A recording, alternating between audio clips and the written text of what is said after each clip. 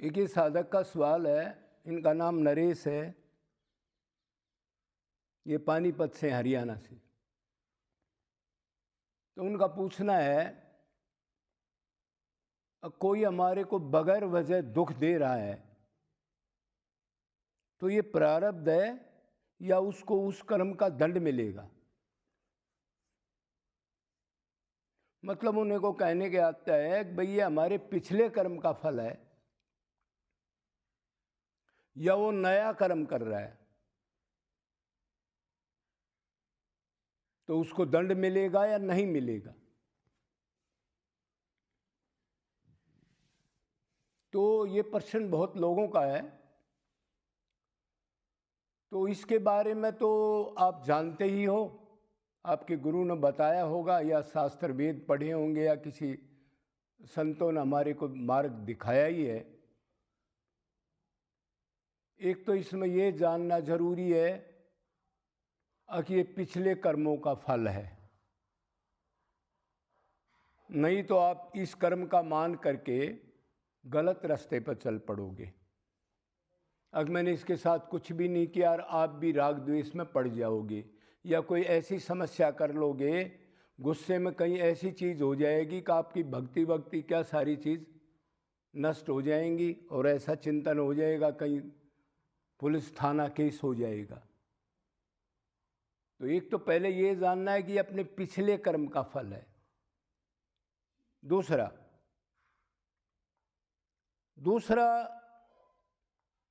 आप देखो, पहले थोड़ा सा प्रारब्ध को जान लें।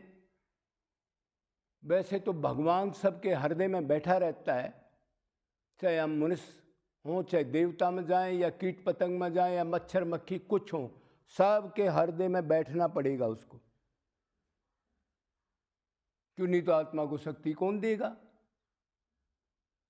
और वो कर्मों को नोट करता है और उसी के पास ये रिकॉर्ड है। तो और हमारा जैसा तो क्या बता सकता है इसके बारे में, जब भगवान के पास ही रिकॉर्ड है। लेकिन फिर भी थोड़ा सा आइडिया, थोड़ा बहुत आदमी अपनी बुद्धि से सुना या थोड़ा बहुत अनुभव से बता सकता है। अब ये क्या बात है, वो उसको कुछ नहीं कह रहा, उसका व्यवहार ठीक है, लेकिन वो व्यक्ति वस्तु उसको बार बार दुख टॉर्चर कर रही है। तो कोई तो कारण है। तो अब हमने प्रारब्ध को समझना पड़ेगा। मतलब आप ये जान सकते हैं कि ये प्रारब्ध से हमारे को मतलब पीछे हमने इसके साथ किया था तब ये कर रहा है या वैसे ही कर रहा है। मतलब या वो ईर्ष्या करके नया कर्म बना रहा है, हमारे को बार बार दुख दे रहा है और हम उसके प्रति कोई गलत व्यवहार भी नहीं कर रहे। तो पहले तो ये जानना पड़ेगा प्रारब्ध क्या चीज है, प्रारब्ध के फल का कैसे दंड मिलता है हमारे को। मतलब कर्म के फल का दंड, नया कर्म अलग है, पीछे कर्म के फल का दंड कैसे मिलता है। तो आप ऐसे एक उदाहरण से समझ लो, आप किसी का बुरा नहीं कर रहे, धर्म का पालन कर रहे हो, या गृहस्थ धर्म है या आपका वानप्रस्थ है या कोई भी धर्म है, या आप साधु सन्यासी होगे, उसमें भी लोग कष्ट दे देते हैं। एक तो उनका स्वभाव होता है दुर्जन का, अब उनको अच्छी चीज़ अच्छी नहीं लगती, उसको सब ऐसे ही लगते हैं कि ऐसे ही बेकार आदमी। तो अगर आप गाड़ी है आपके पास या मोटरसाइकिल है, कोई व्हीकल है आपके पास और आप उसमें जा रहे हो, आपके कागज भी ठीक हैं, स्पीड भी ठीक है, होश में भी हो, कोई नशा वशा नहीं कर रखा, और अपने साइड में चल रहे हो, अपने लेफ्ट साइड में चलने का रूल है ना इंडिया में,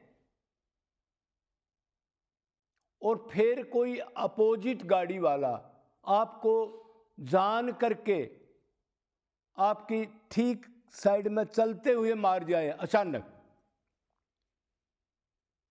तो ये क्या है, ये प्रारब्ध के कर्म का फल है। मतलब हम मन बुद्धि पूरी लगा रहे हैं, वेद शास्त्र के अनुसार सब जानते हुए कर्म कर रहे हैं, लेकिन फिर अचानक हो जाता है। तो उसको तो ये मानना चाहिए अब भाई मैंने इसके साथ पीछे जरूर किया है। एक उदाहरण और भी ले लो। आप कहीं मोटरसाइकिल बजा रहे हो, गाड़ी बजा रहे हो, कोई ट्रक वाला है, कोई व्हीकल वाला है, कितने एक्सीडेंट हो जाते हैं। क्या उसकी दुश्मनाई है हमारे साथ? वो तो हमारे को जानता भी नहीं।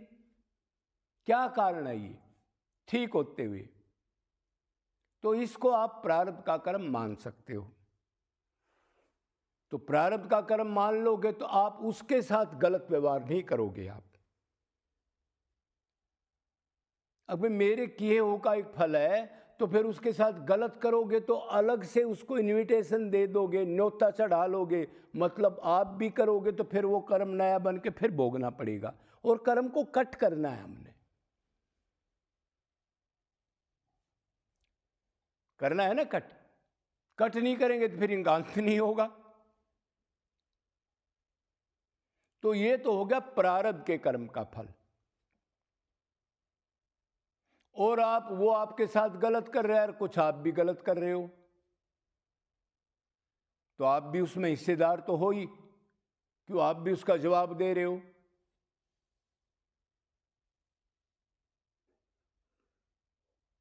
अब वो नए कर्म का फल आप उसको मिलेगा कि नहीं वो तो परमात्मा जानता है, लेकिन किसी को बगैर वजह दुख देना, उसने भी शास्त्र पढ़े होंगे, संतों के पास गया होगा या जाना चाहिए, उसने भी कोई कहते जी किसी भी प्राणी को इतना भी कष्ट ना दे, सुख दे उसको, सुख नहीं दे तो न्यूट्रल रहे, दुख ना दे उसको, क्यों अधिकार नहीं है, सब अपना सुख चाहते हैं, तो उसके राइट को कैसे आप छीन रहे हो?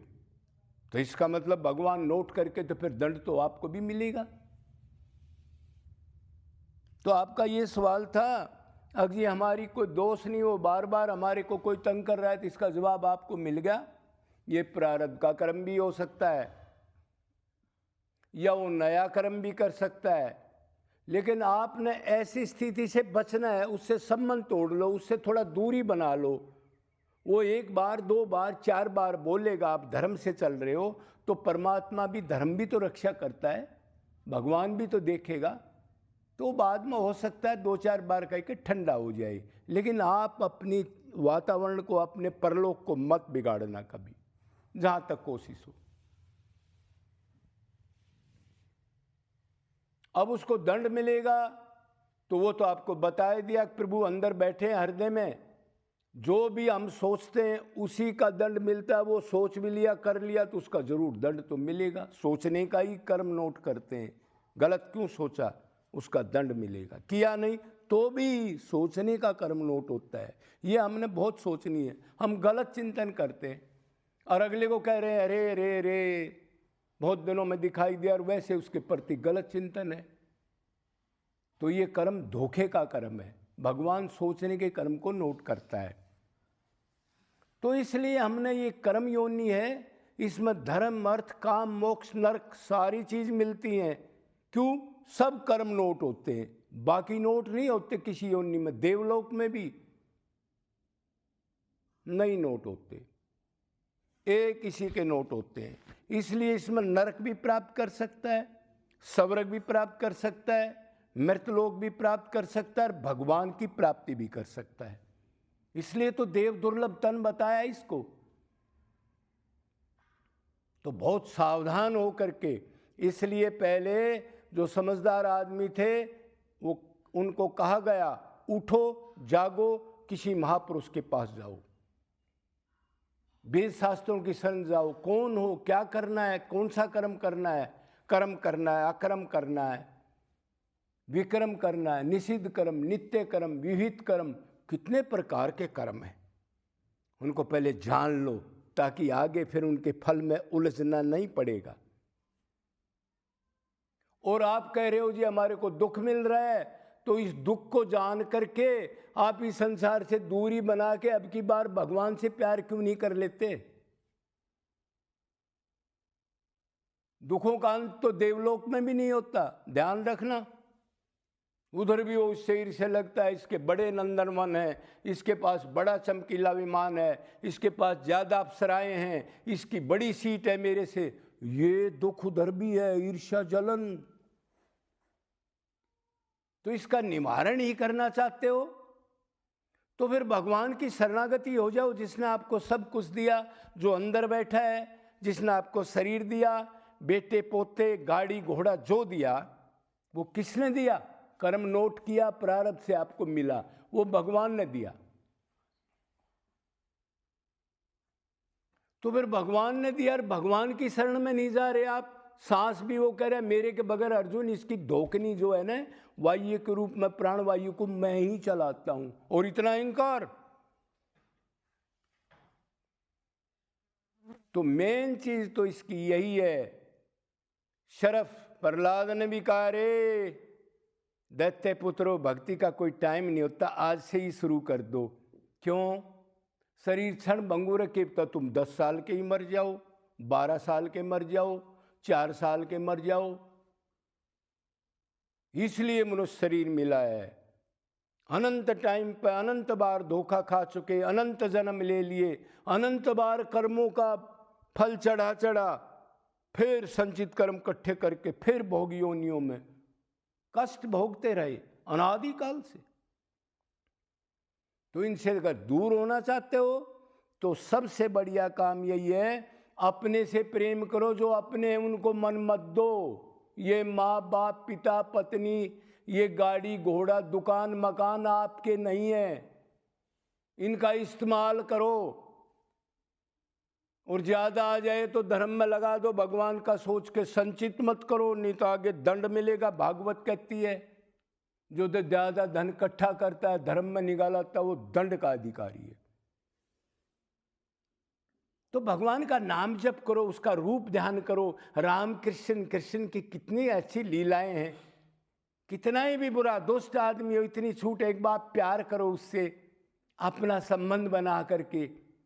मैं आत्मा और वो मेरा है, क्यों? हम दोनों नित्य हैं, उसी के पास आनंद है। ये जान करके किसी गुरु की शरण जा करके उसका नाम जप करो, नाम में नामी मानो, और उसका ध्यान भी करो रूप का, कोई भी रूप बना करके।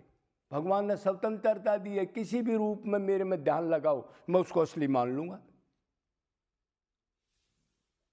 तो अब आप समझ गए, कर्म धर्म मेन काम है भक्ति, कि ये शरीर सिर्फ भक्ति के लिए मिला है।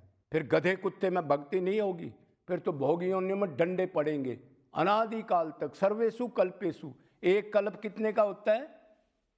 43,20,000 साल का। कभी तो सर्वेशु कल्पेशु, क्यों? सोचने से कर्म बनते हैं, भगवान नोट करता है। तो पहला काम तो है सिर्फ अपने से प्यार करो, वो आपको अपना लेगा। भूले हुए हो, उससे विमुख हो, बस उसके सम्मुख हो जाओ, उसको अपना मान के उसी से प्यार करो। मतलब उसी में मन का चिंतन करो, उसी को अपना मानो, मन। और अगर उससे प्यार नहीं करते तो कम से कम धर्म कर्म का ध्यान रखो, कम से कम कोई मनुष्य शरीर तो मिल जाएगा। बाकी दुख से पीछे, मृत्यु बुढ़ापा रोग से किसी धर्म कर्म से पीछा नहीं छूट सकता, वो तो चक्की चलेगी। तो सावधान। बोलो वृंदावन बिहारी लाल की, सतगुरुदेव भगवान की, बरसाना धाम की जय जय।